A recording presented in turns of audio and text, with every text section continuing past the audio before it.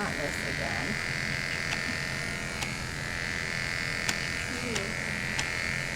So I just go, and see how I'm kind of going from the bottom to the top? I'm not really going little tiny movements like that. We just want to get it done.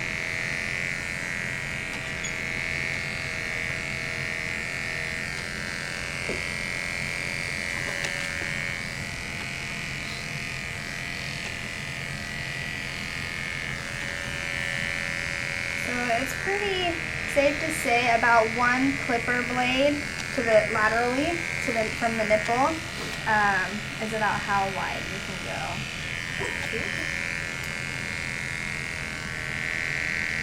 And then all the little cowlicks and stuff, you just gotta watch out for the nips. You don't want to get those, especially on little tiny kittens, little animals that have smaller ones. They can be shaved off, so you just want to be careful about that.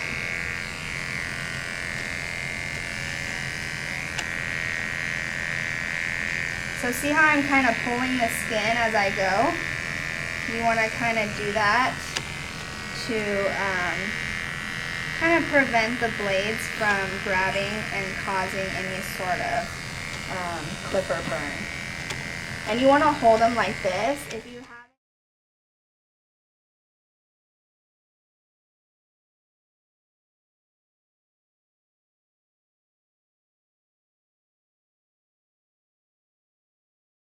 You want to hold it at this angle so you have nice control over the blade, and you want it to be nice and flush with the skin.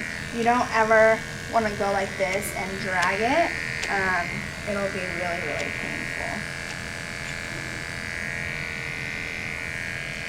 So sometimes on really hairy animals like huskies, things like that, golden retrievers, you may need to trim some of this hair.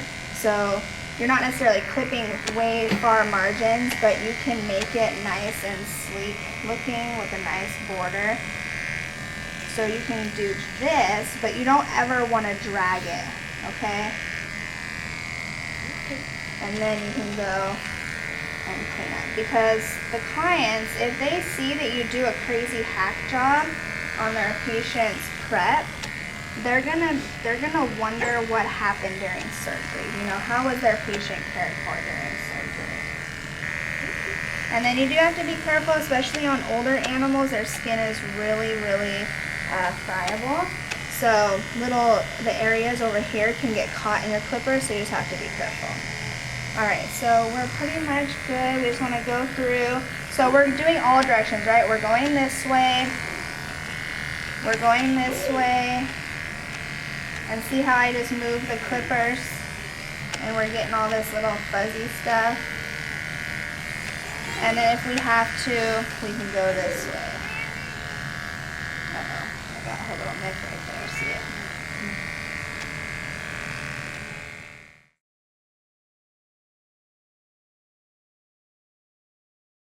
Okay, go. Okay, so I have my scrub and I'm kind of, wringing it out a little so it's not super wet. And I'm just going to do a nice general clean. We're not really worrying too much about any particular pattern. We're just getting it done, getting all the gross debris off.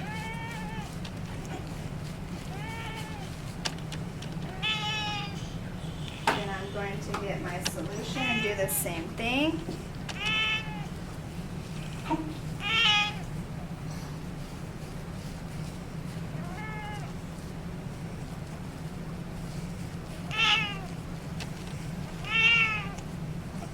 And sometimes they do get like dirt that really will stick into like their little pores and stuff. So,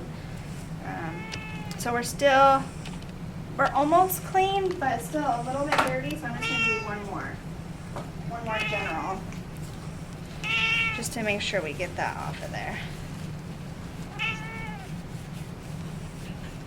I know, babe, we're almost done. Thank you. Thank you for being patient with us. Alright, so now I'm going to start my actual scrub. This is my surgical prep. So again, wring it out. So I'm going to start where our incision is going to be, go down, and then I'm going to turn it.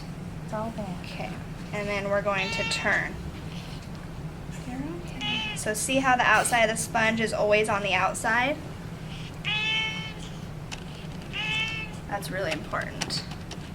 So we go down and turn.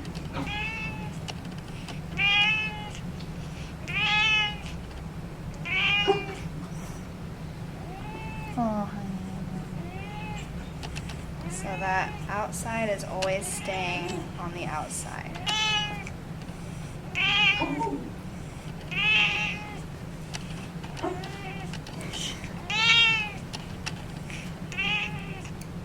Okay, one more bit and that's it.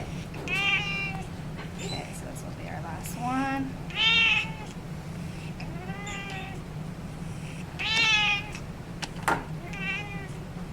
And can somebody grab a towel for me? A little hand towel.